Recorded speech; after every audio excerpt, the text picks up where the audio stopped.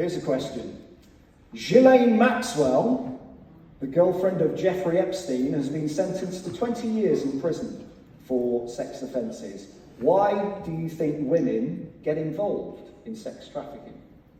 Good evening. Thank you very much for your question. I believe that sexual violence is, and a woman should be respected, valued, and celebrated.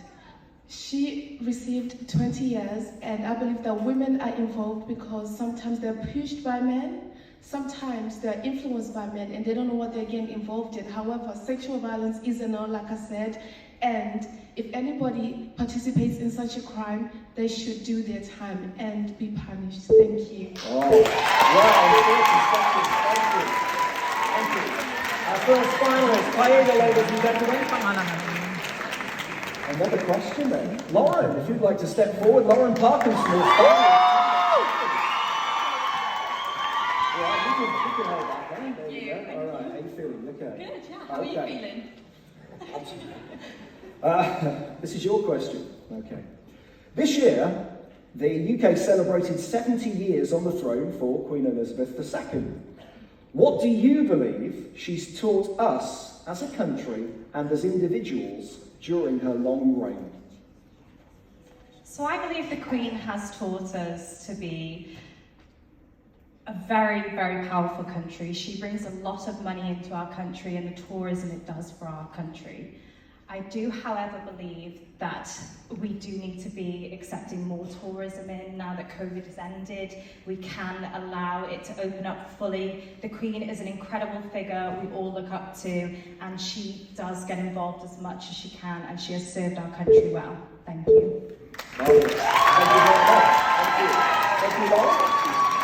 Charlotte, it's you next. Hi there. There you are. You okay there? Very well, thank you. Happy to be here. Okay. So, I've got your question, and it's this. Okay. 50% of female prisoners in the UK have a brain injury. 62% of those injuries have been caused, sadly, by domestic violence. What do you think the legal system should consider when sentencing these women? We women as a whole have come a very long way. Don't get me wrong, we still have a long way to go. And I think those statistics just show that. When us women come forward, we need to be heard. Not only that, we need to be given a safe space where we feel safe enough to open up. Had we been listened to maybe the first time or the second time, it wouldn't have got to brain injuries. Having said that, like I said, we have a long way to go, and this can only be done with an open heart and an open mind. Thank you.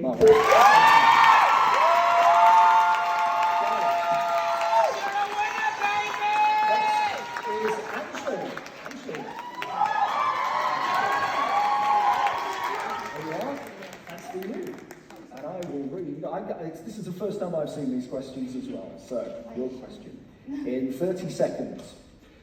This year, the Football World Cup will take place in Qatar, where women are still under the legal guardianship of men and where marital rape is still legal.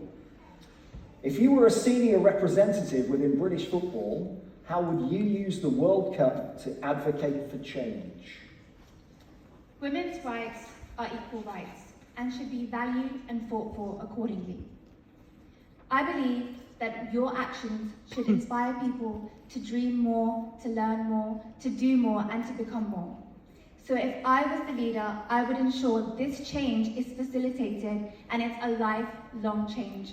Because women need to be bold, women deserve the best, and only the best.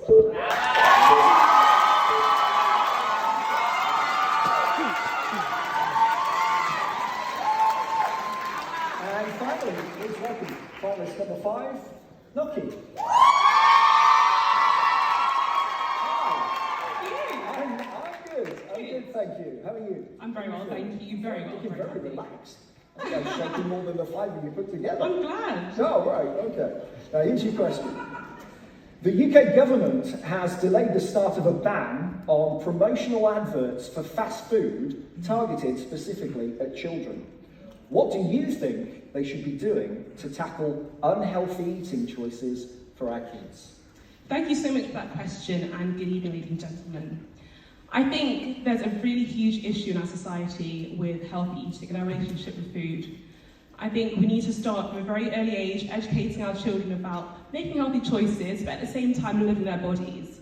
I think what the government should be doing right now is going into schools and creating programs to educate children not only about healthy eating but about mental health, so they can create a great relationship between food choices and how they make you feel as an individual. Thank you.